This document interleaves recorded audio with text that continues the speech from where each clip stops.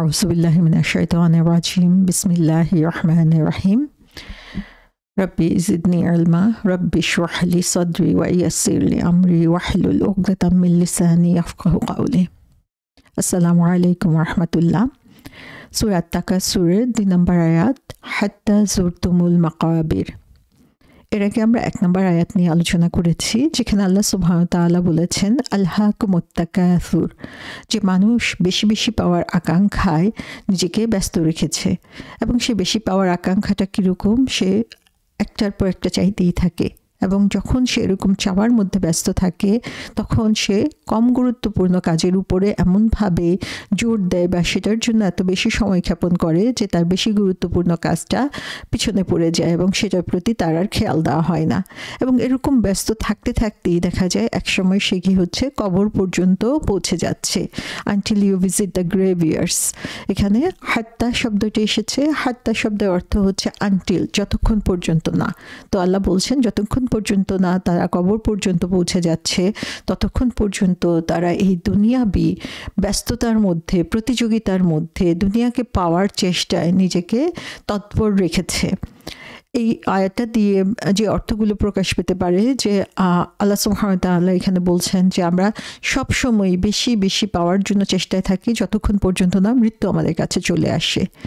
আল্লাহ sarcastic ওয়েতে আমাদেরকে বলছেন যে আমরা এত বেশি ডিস্ট্রাক্টেড এই দুনিয়ার জীবন নিয়ে যে শেষ পর্যন্ত আমরা মৃত্যুর কাছে পৌঁছে যাই, কবর পর্যন্ত পৌঁছে যাই, তখন পর্যন্ত আমাদের এই প্রতিযোগিতা থামে না, বেশি পাওয়ার আকাঙ্ক্ষা থামে না, এবং দুনিয়ার এই মিনিংলেস জিনিসগুলোই আমাদের জন্য বেশি গুরুত্বপূর্ণ হয়ে যায়, যেখানে এর চেয়ে গুরুত্বপূর্ণ কাজ আমাদের রয়েছে। আল্লাহ সুবহানাহু ওয়া তাআলা এখানে জুরতুম শব্দটা বলেছেন। জুরতুম শব্দটা এসেছে জিয়ারা থেকে। আমরা কবর জিয়ারত এই শব্দটার সাথে পরিচিত, এবং সেই সেম জিনিসই এখানে আল্লাহ বলছেন জুরতুমুল মাকাবির, যে কবর জিয়ারতের কথা বলছেন। সো জিয়ারা শব্দের অর্থ হচ্ছে ভিজিট করা, সো কোনো জায়গায় যাওয়া। সো যখন আমরা জিয়ারা বলি তখন আসলে এই ভিজিটটা হচ্ছে, এই যাওয়াটা হচ্ছে চিরস্থায়ী না, কোথাও যে স্থায়ীভাবে থাকার কথা এখানে বলা হচ্ছে না। এটা হচ্ছে একটা টেম্পোরারি প্লেস টু স্টে, যে এটা কোনো ডেস্টিনেশন না, এটা টার্গেট না যে এখানে আমাকে যেয়ে থাকতে হবে বা পৌঁছতে হবে, বরং আমি আমার কাজের মধ্যে বা আমার ডেস্টিনেশনে পৌঁছার এই রাস্তাটার মধ্যেই কোথাও কিছুক্ষণের জন্য স্টপ করলাম, সেটাকেই হচ্ছে জিয়ারা বলা হয়ে থাকে।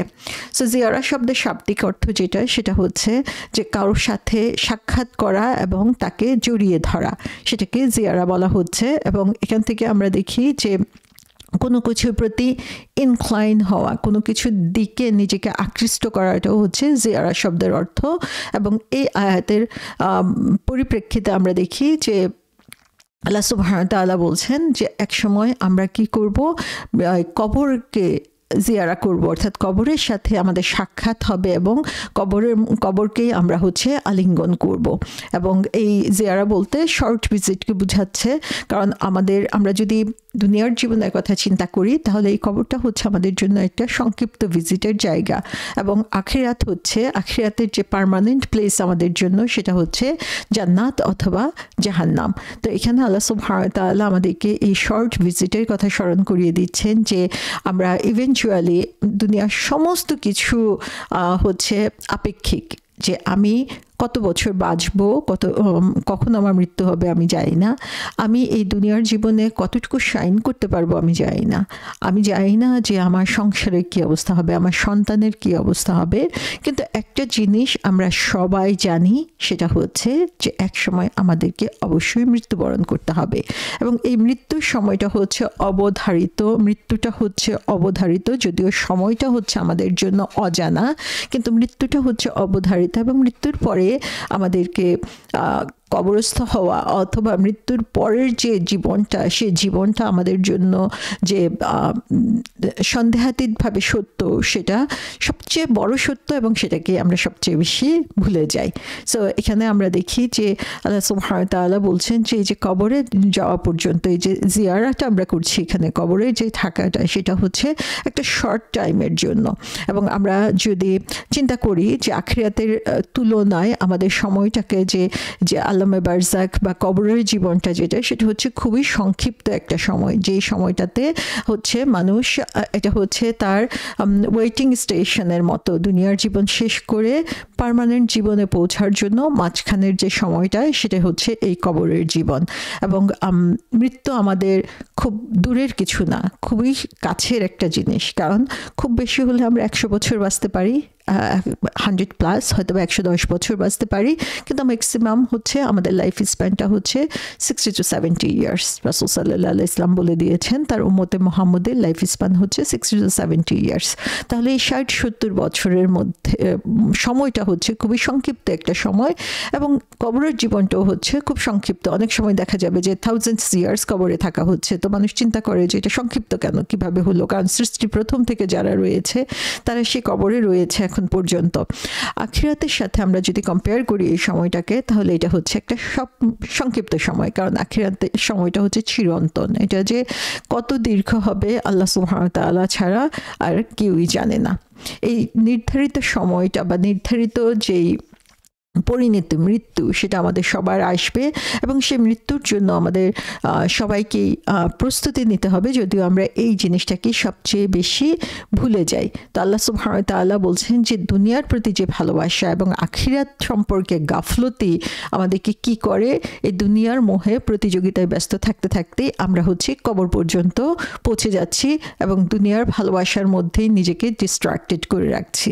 সো আল্লাহ সুবহানাহু ওয়া তাআলা এখানে আমাদেরকে জিয়ারা শব্দটা বলে আসলে ফোকাস করতে বলছেন যে এই কবরের যে সময়টা, সেই সময়টা আসলে খুবই সংক্ষিপ্ত একটা সময়, এই সময়টা অনন্তকাল ধরে চলবে না।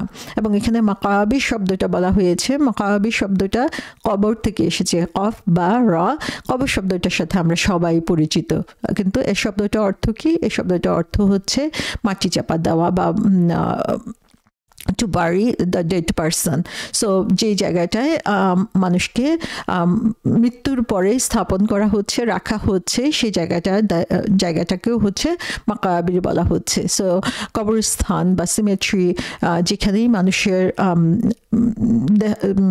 মৃত্যুর পরে দেহাবশেষ থাকছে, সেটাকেই আসলে মাকাবির বলা হচ্ছে। এখানে আমরা দেখি যে সহিহ বুখারীতে বলা হয়েছে, সহিহ বুখারীতে বলা হয়েছে যে আনাস বিন মালিক রাদিয়াল্লাহু আনহু থেকে বর্ণিত রয়েছে, উবাই বিন কাব রাদিয়াল্লাহু আনহু বলেছেন যে আমরা অনেকেই মনে করতাম যে এটা হচ্ছে পার্ট অফ দ্য কোরআন, যে যতক্ষণ পর্যন্ত না এটা নাজিল হলো যে আল হাকুমুত তাকাসুর, যে তোমরা দুনিয়াকে পাওয়ার আশায়, দুনিয়ার জন্য অধিক অধিক পাওয়ার জন্য তোমরা নিজেদেরকে ব্যস্ত করে রাখো। এবং সেম জিনিসে আমরা দেখি যে আরেকটা হাদিসের মধ্যে এসেছে, ইমাম আহমদ সেটাকে বর্ণনা করেছেন যে আমি আব্দুল্লাহ বিন শিখর থেকে বর্ণিত রয়েছে, আমি রাসূল সাল্লাল্লাহু আলাইহি ইসলামের কাছে আসলাম যখন তিনি বলছিলেন যে আল হাকুমুত তাকাসুর।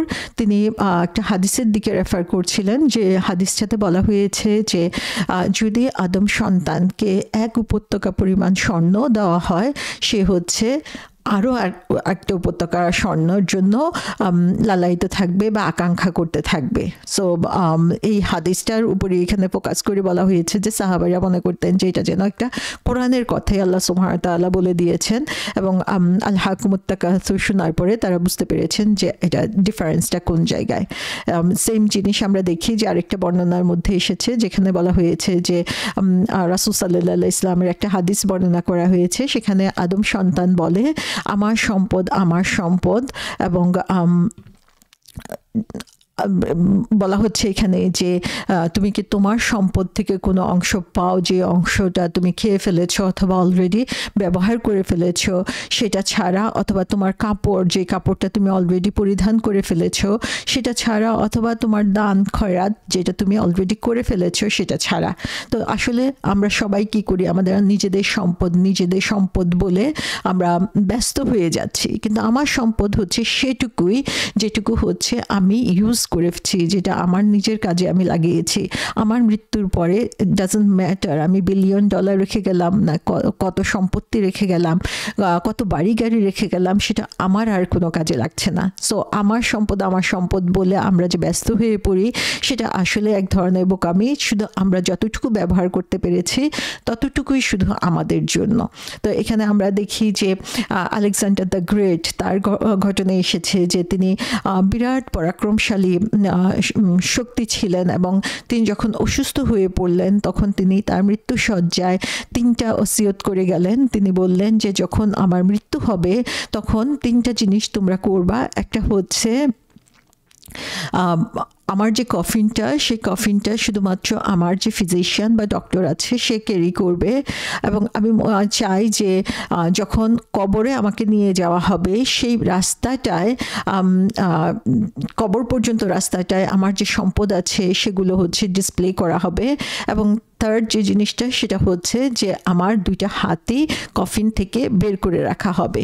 তো যখন তার মৃত্যুর সময় হলো তখন জেনারেলরা তাকে জিজ্ঞাসা করলো যে আপনি কেন এ ধরনের উইশ করছেন, কেন এ ধরনের ওসিয়ত করে যাচ্ছেন? তখন আলেকজান্ডার দ্য গ্রেট বলেছেন যে আমি চাই দুনিয়াকে 3টা লেসন দিতে, যেটা আমি শিখেছি। সেটা হচ্ছে যে আমার কফিনটা যে ফিজিশিয়ান বা আমার ডক্টর ক্যারি করবে, কারণ মানুষের জানা উচিত যে কোনো ডাক্তারই কাউকে কিউর করতে পারে না।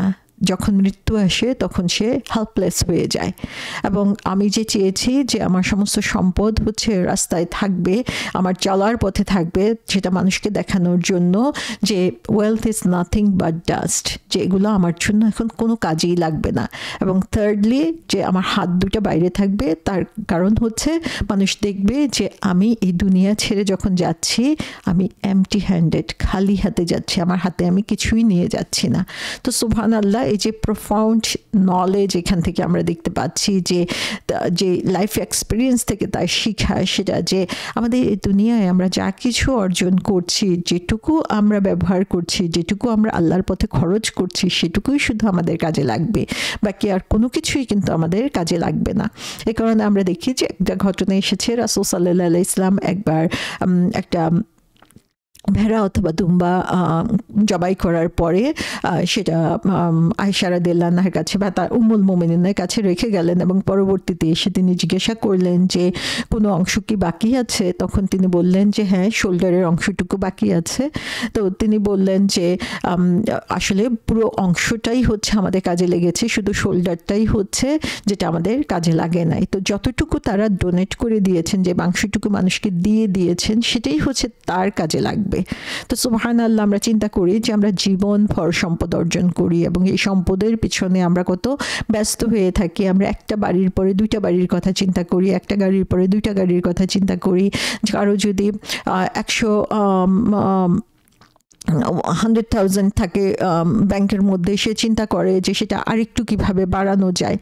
কিন্তু আমি যখন মারা যাব এই সম্পদ আমার কোন কাজে লাগবে? বরং এর মধ্যে থেকে যতটুকু আমি আল্লাহ সুবহানাহু ওয়া তাআলার পথে কাজে লাগাচ্ছি সেটুকুই শুধু আমার জন্য আখিরাতে ইনভেস্টমেন্ট হয়ে থাকবে।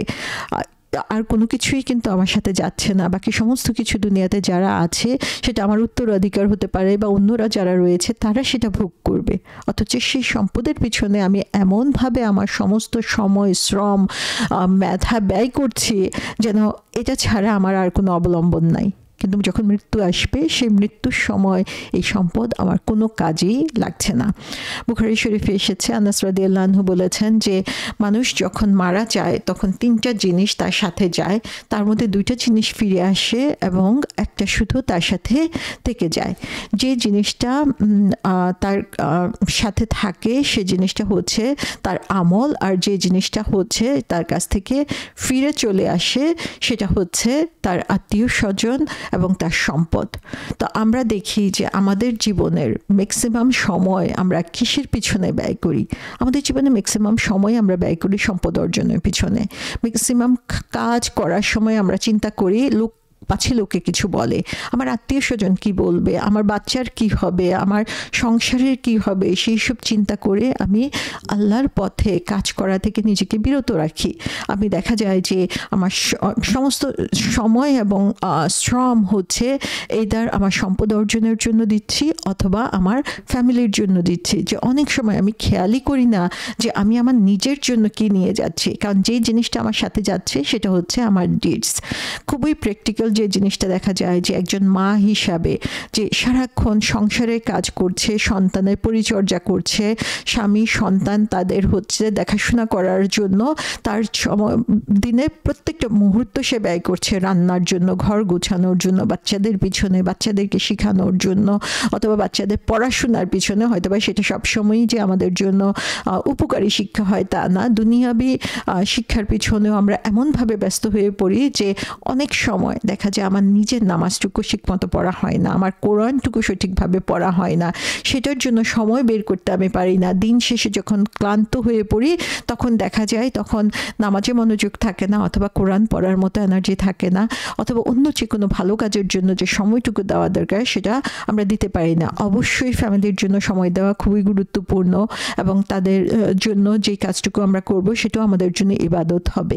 কিন্তু আমরা কি বেশি গুরুত্বপূর্ণ কাজকে ফেলে কম গুরুত্বপূর্ণ কাজের জন্য নিজেকে ব্যস্ত রাখছি কিনা সেটা এখানে আমাদেরকে চিন্তা করতে হবে।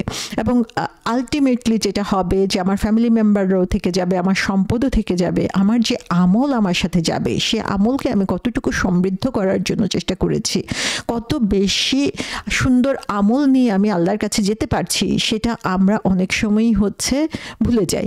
তো আল্লাহ সুবহানাহু ওয়া তাআলা আমাদেরকে এখানে স্মরণ করিয়ে দিচ্ছেন যে তোমরা এরকম ব্যস্ত থাকোই, এটাই হচ্ছে আমাদের সহজাত প্রবৃত্তি, এটাই হচ্ছে যে কোনো মানুষের জন্য, হতে পারে বিলিভার হতে পারে নন বিলিভার, কিন্তু সবারই একটাই টেন্ডেন্সি, সেটা হচ্ছে দুনিয়াকে পাওয়ার আকাঙ্ক্ষা এমনভাবে তাকে বিভোর করে রাখে যে শেষ পর্যন্ত মৃত্যুর কাছে যেয়ে সে হাজির হয়। কিন্তু সেই সময়ের যে ধ্রুব সত্য যে তোমার আমল ছাড়া আর কোনো কিছু তোমার কাজে লাগবে না, সে আমলটুকুই আমাদের সুন্দর করে তৈরি করা হয় না, সে আমলটুকুই আমরা গুছিয়ে নিতে পারি না, অথচ আমরা সারা জীবনটা কিন্তু ব্যস্ততার মধ্যে কাটিয়ে দিয়েছি।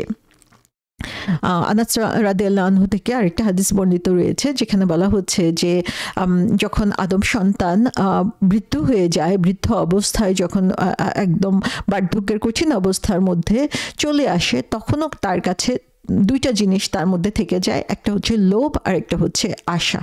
সো সুবহানাল্লাহ, যে মৃত্যু পর্যন্ত মানুষের এটা হচ্ছে টেন্ডেন্সি, মৃত্যু পর্যন্তই হচ্ছে সে এটা করতেই থাকে। সো আল্লাহ সুবহানাহু ওয়া তাআলা বলছেন যে আনটিল হাত্তা জুরতুমুল মাকাবির, যে কবর পর্যন্ত পৌঁছা পর্যন্ত তারা হচ্ছে তারা এই আশা এবং লোভ তাদের মধ্যে থেকে যায় এবং সেটার বশবর্তী হয়ে সে কী করে, সে আসলে তার যে কর্তব্য সেই কর্তব্য থেকে দূরে সরে যায়, তার বেশি গুরুত্বপূর্ণ কাজটা থেকে সে নিজেকে দূরে সরিয়ে রাখে। ইবনে মাজার একটা হাদিসে এসেছে যে ইবনে ওমর রাদিয়াল্লাহু আনহু বর্ণনা করেছেন যে একজন লোক রাসূল সাল্লাল্লাহু আলাইহি ইসলামকে জিজ্ঞাসা করছেন যে ইমানদারদের মধ্যে উত্তম কে? রাসূল সাল্লাল্লাহু আলাইহি ইসলাম তাকে বললেন যে যাদের হচ্ছে সর্বোত্তম ক্যারেক্টার, সর্বোত্তম চরিত্র রয়েছে, যাদের ম্যানার সুন্দর, তাদের কথা বলেছেন যে তারাই হচ্ছে সর্বোত্তম। এবং তারপরে সেই লোক জিজ্ঞাসা করলেন যে সবচেয়ে বুদ্ধিমান কে ইমানদারদের মধ্যে? তখন রাসূল সাল্লাল্লাহু আলাইহি ইসলাম বললেন যে তাদের মধ্যে সেই বুদ্ধিমান যে হচ্ছে মৃত্যুকে সর্বদা স্মরণ করে, প্রায়ই সে মৃত্যুকে স্মরণ করে এবং সেটার জন্য সে নিজেকে প্রিপেয়ার করে, এবং তারাই হচ্ছে ওয়াইজেস। সুবহানাল্লাহ, যে মৃত্যুকে স্মরণ করা, মৃত্যুর কথা স্মরণ করে নিজের আমলকে তৈরি করা, নিজের আমল নামাকে সুন্দর করার জন্য চেষ্টা করা, এটাই হচ্ছে সবচেয়ে ওয়াইজেস্ট পার্সনের কাজ। তো এখানে আমরা দেখি যে আল্লাহ সুবহানাহু ওয়া তাআলা বলছেন হাত্তা জুরতুমুল মাকাবির, সো তাদের অধিক পাওয়ার আকাঙ্ক্ষা তাদেরকে কি করে কবর পর্যন্ত নিয়ে যায়। এখানে দুইটা অর্থ বলা হয়েছে, একটা অর্থ আমরা অলরেডি ব্যাখ্যা করেছি এখানে, সেটা হচ্ছে যে তারা কবর পর্যন্ত পৌঁছা মানে হচ্ছে যে তারা মৃত্যুর তাদের কাছে চলে আসে এবং মৃত্যুর কারণে তারা কবরে যায়। তো এটা হচ্ছে একটা অর্থ। আরেকটা অর্থ হচ্ছে যে জাহিলি যুগে তাদের মধ্যে এই যে তাকাসুর বা আধিক্যের যে আকাঙ্ক্ষা বা আধিক্য নিয়ে তাদের যে প্রতিযোগিতা, সেটা তাদেরকে কবর পর্যন্ত নিয়ে যেতে এমন অবস্থায় যে তারা কবরে যেয়ে সেখানে তারা নাম্বার কাউন্ট করতো যে তাদের মধ্যে কতজন তাদের গোত্রের জন্য জীবন দিয়েছে, তাদের কার গোত্রের বেশি মানুষ জীবন দিয়েছে গোত্রপ্রীতির জন্য, স্বজন প্রীতির জন্য, অথবা এই গোত্রের সম্মান রক্ষা করার জন্য। তো সেখানে যেও তারা হচ্ছে তাদের কম্পিটিশনটা চালু রাখতো, সেটাও হচ্ছে আরেকটা অর্থ হতে পারে। তো এখানে আমরা দেখি যে হাত্তা জুরতুমুল মাকাবির, যে মানুষ মৃত্যুর কাছে কবর পর্যন্ত পৌঁছে যায়। এবং এই কবরটা আসলে আমাদের জন্য হচ্ছে একটা রিমাইন্ডার হওয়ার কথা, যেটা আমরা জানি যে রাসূল সাল্লাল্লাহু আলাইহি ওয়াসাল্লাম প্রথম দিকে কবর জিয়ারত করতে নিষেধ করে দিয়েছিলেন, যাতে হচ্ছে সেখানে যে কোনো ধরনের খারাপ কাজ মানুষ না করে, বা কবরে যাওয়ার পরে মানুষের যে ইমোশনাল চেঞ্জ হয় সেটার কারণে তারা আবার কবর পূজা শুরু না করে। তারপর পরবর্তীতে রাসূল সাল্লাল্লাহু আলাইহি ওয়াসাল্লাম কবর জিয়ারত করার পারমিশন দিয়েছেন। তার কারণ হচ্ছে কবর জিয়ারত করার মাধ্যমে আমরা মৃত্যুকে আরও বেশি করে স্মরণ করতে পারি, এবং আমরা যখন আমাদের গন্তব্যটাকে ভালোভাবে দেখতে পাবো, বুঝতে পারবো, তখন দেখা যাবে যে আমাদের ঈমান এবং আমলের মধ্যেও পরিবর্তন আসে। সো আমরা আসলে কোন দিকে ধেয়ে যাচ্ছি, কোন জিনিসের প্রতি আমাদের এই গন্তব্য, আমরা এখানে দেখি যে আমরা সবাই হচ্ছে বিজি হচ্ছে piling up more and more wealth, যে আরও বেশি অর্থ, আরও বেশি সম্পদ, আরও বেশি হওয়ার জন্য যে যেখানেই আছি না কেন তার চেয়ে আরও বেশি কিভাবে করা যায় সেই নিয়েই হচ্ছে আমাদের চেষ্টা থাকে, প্রতিযোগিতা থাকে, একজন আরেকজনের সাথে আমরা কন্টিনিউয়াসলি কম্পিট করতে থাকি, বা নিজেরটা কিভাবে বাড়ানো যায় সেটার জন্য আমরা চেষ্টা করতে থাকি। কিন্তু শেষ পর্যন্ত আমাদেরকে যে জিনিসটা আমরা ভুলে যাই সেটা হচ্ছে যে we have to go back somewhere, যে আমরা সবাই বলি ইন্না লিল্লাহি ওয়া ইন্না ইলাইহি রাজিউন, নিশ্চয়ই আমরা আল্লাহর জন্য এবং আমাদেরকে আল্লাহর কাছে ফিরে যেতে হবে। এটা প্রতিনিয়ত যখনই কেউ মারা যাচ্ছে আমরা কিন্তু এটা বলছি, কিন্তু আমরা কি খেয়াল রাখি এই জিনিসটা যে আমরা কোন দিকে আমাদের গন্তব্য, কিসের দিকে আমরা ধেয়ে যাচ্ছি, আমরা আসলে কোন টার্গেটে আমাদের এই যে চলার গতি, সেই চলমান অবস্থাটা আমাদেরকে কোন দিকে নিয়ে যাচ্ছে। তো আমরা যেমন আমাদের ঘরে ফেরার যখন সময় হয় তখন হয়তো বা টেম্পোরারিলি আমরা কোথাও থামতে পারি, কোনো একটা দোকানে, স্টোরে, ক্যাফেতে, কিন্তু আমাদের আলটিমেট টার্গেট থাকে আমরা ঘরে ফিরে আসব। আমাদের প্রত্যেকের কিন্তু আলটিমেট টার্গেট হচ্ছে আমরা আবার আল্লাহর কাছে ফিরে যাব।